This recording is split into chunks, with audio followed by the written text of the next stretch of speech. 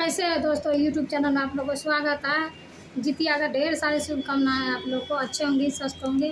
और मैं भी करे थे तो मैंने पूरा नहीं करे थे, पूरे दिन का करा था। अभी खाना खाऊंगी और वीडियो बनाए थे दोस्तों। और आप लोग को जितिया के कैसा लग रहा है, आप लोग कौन कौन करा है, दीदी बहने आप लोग अच्छे होंगे, स्वस्थ होंगे। सब अपने पति के लिए, सब अपने बच्चे के लिए करते हैं जितिया दोस्तों। आप लोग बने रहिए वीडियो में। और कैसा लग रहा है मेरा वीडियो आप लोग कमेंट करके ज़रूर बताइए।